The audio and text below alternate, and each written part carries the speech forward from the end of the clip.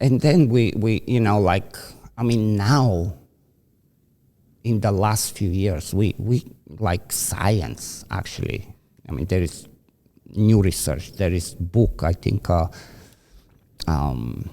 Rise and Fall of Psychopharmacology. Like, I've read that book a few times, Edward Shorter. I will post it for anybody that is interested. And like, so interesting. And basically, I am in the business of training dogs. I interact with dogs that come to me that have been prescribed psychotropic medications. And in most cases, I think they're so easily prescribed. It's going nuts in the shelters, Ivan.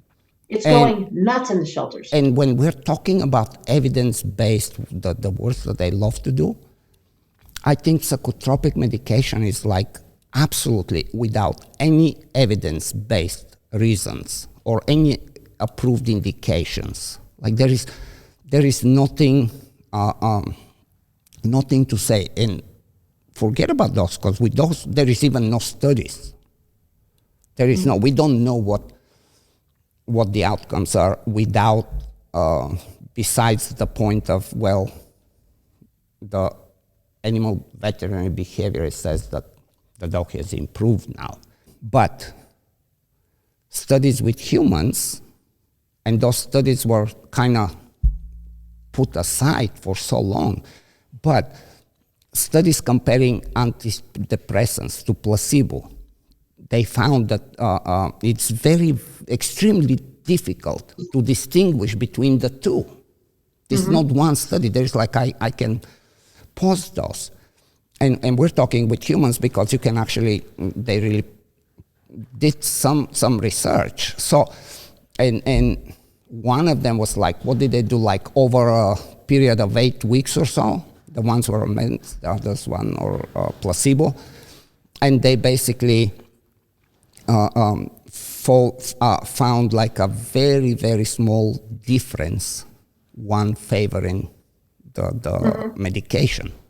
But absolutely not clinically significant to the point where every dog that we see that is just a little out of control, a little too happy, a little too shy, a little too aggressive, like pretty much every dog that they get a consultation walks away with a prescription. And dogs are being medicated again. I'm sorry to get on my rant. Dogs are being medicated in shelters before, probably because they don't get out of their kennels every day. So to me, that just is crazy, because they should get out of their kennels every day before you start doing something like that. All the dogs that come to us that are on medications, we wean them off always at first, because we feel like we need the baseline without the medication. We do it properly, and we have a vet that supervises us, right, with that. We wean them off, and a couple of dogs we've decided, okay, we can see that this dog is, despite the fact that we have adequately satiated them, they're having trouble processing. And so when we then see for ourselves, okay, this dog is having trouble processing, despite everything, then we might go back to the medications, find the right dosage while we're doing the behavior modification plan. But we've never sent a dog out on medication. So the whole point is, but I'm definitely disturbed with how much medication is being used for dogs in shelters. Definitely. Yes, because of that whole, we share the same frustration. And that whole notion of chemical imbalance in the brain, that was solved for so long from big pharma, and there is really no evidence right now to support that theory. And most of the researchers at this point no longer believe this to be true. Now, even if it is, let's say they work. If your heart is in the right place, wouldn't you be at least curious to see what did I do to have Tina being able to play, not one time since her first month show any OCD behavior in licking floors, walls, attacking fans, shadows, flies, killing cars, and like having a miserable life, to where she comes out, she plays, she does obedience, she acts like any dog. She behaves better than some of my Malinois. I can put her in the house, I can work on my computer, I have videos, like an amazing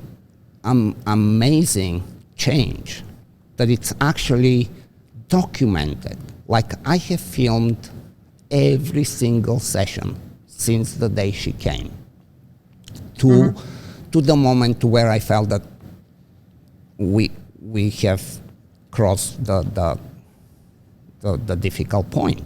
That would be interesting, at least to be presented somewhere to those